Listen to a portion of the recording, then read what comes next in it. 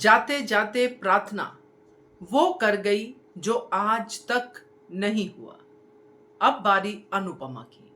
नमस्कार दोस्तों, स्वागत है आप सबका आपके अपने चैनल हंग्री स्पिरिट्स में। हंग्री स्पिरिट्स देख रहे सारे दर्शकों का मैं अंजू शर्मा दिल से स्वागत करती हूँ। कहानी बड़े ही एक खूबसूरत मोड़ पे आ गई है। बहुत अच्छा एंड था इस कहानी का, जो कुछ लाइनों में बयां किया गया कि नया मोड़ कहानी का अब आने वाला है, नया सूरज अब कहानी का उगने वाला है। मगर जो पुराना टाइम था कहानी का, जो पुराना सूर्य अस्त हुआ था, ये कुछ नए ढंग का सूर्य अस्त हुआ, और ये हुआ सिर्फ प्रार्थना की वजह से। चलिए चर्चा करते हैं। पहले वही निवेदन, जिन्होंने अभी तक चैनल को सब्सक्राइब नहीं किया है कृपया कर लीजिए। साथ में दोस्तों बेल आइकॉन दबाइएगा ताकि आपको हमारे वीडियोस के नोटिफिकेशन मिलते रहें। बहुत ही दुख और बहुत ही ज्यादा सन्नाटा दोनों परिवारों में। प्रार्थना इतनी प्यारी बच्ची, इतना पॉजिटिव कैरेक्टर, बिल्कुल समर की तरह। जब समर गया था तो अनुपमा संभाले नहीं संभल रही थी, और ऐसा ही हाल अनुपमा का आज भी है। मगर समर के समय पे अनुपमा खुद को दोषी नहीं मानती थी, मगर आज खुद को दोषी मान रही है, क्योंकि अनुपमा को बचाते बचाते ही तो प्रार्थना ने अपनी मौत को गले लगाया। अनुपमा नहीं सोच पा रही है, दूर तक नहीं समझ पा रही है, क्योंकि वो समझना ही नहीं चाहती है। और ये बहुत ही ऑब्वियस है। कोई भी इंसान जो उम्र के इस पड़ाव पे हो, दादी बन चुका हो, उम्र की काफी सारी जो होते हैं ना पड़ाव होते हैं, उनको जी चुका हो, कैसे भी जिया हो, रोते रोते हंसते हंसते जैसे भी हो, मगर जब अपने सामने अपने बच्चों को मरते देखता है तो उससे ये सहन नहीं होता।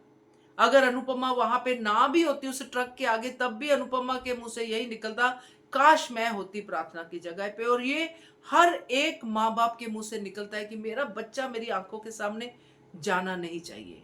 ये बहुत ही दुख वाली घड़ी होती है, और अनुपमा के लिए दुख वाली घड़ी तीसरी बार आई है।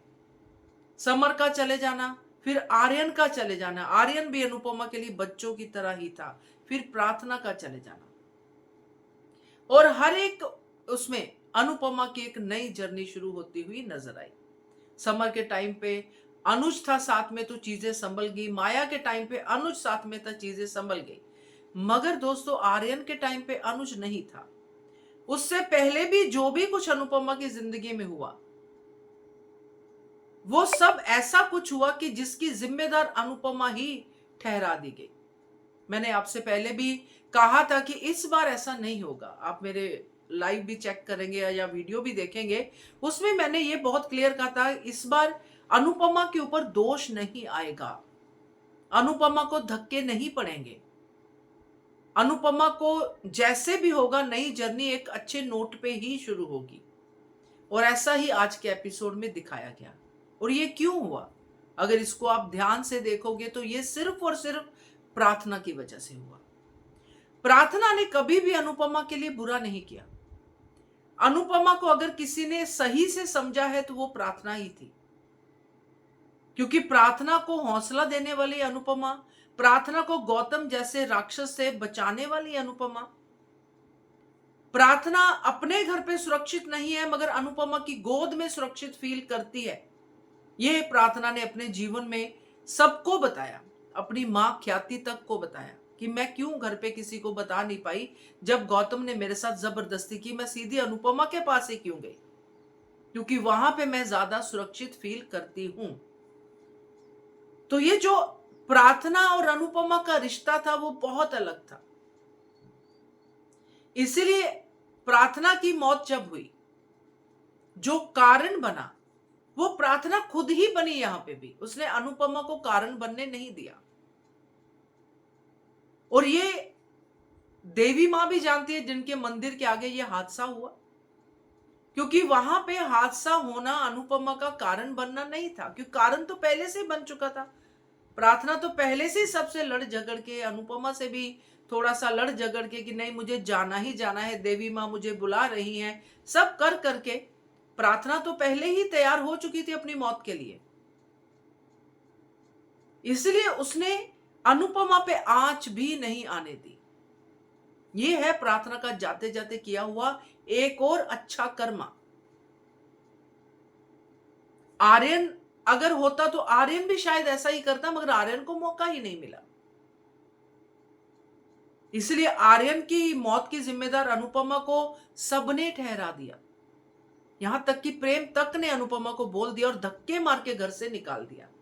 आज आप देखिए, आज घर का एक एक जन, सबसे पहली आवाज आपको किसकी सुनाई दी? जो सबसे पहले अनुपमा पे दोष लगाता है, तोशु शाह, उसमें कि इसमें मम्मी की गलती नहीं है। That was the prime point कि ये सब प्रार्थना का किया हुआ है, क्योंकि प्रार्थना ने इतना एस्टेब्लिश किया जाते जाते कि मैं चाहती हूं जाना, मुझे बुला रही है देवी मां, मुझे मत रोकिए और मैं जाके ही हटूंगी, मेरी बात आपको माननी ही पड़ेगी क्योंकि मैंने आपकी सारी बातें मानी है। तो प्रार्थना ने खुद ये बार बार एस्टेब्लिश किया कि मेरी मौत निश्चित है, इसमें अनुमा की गलती नहीं है।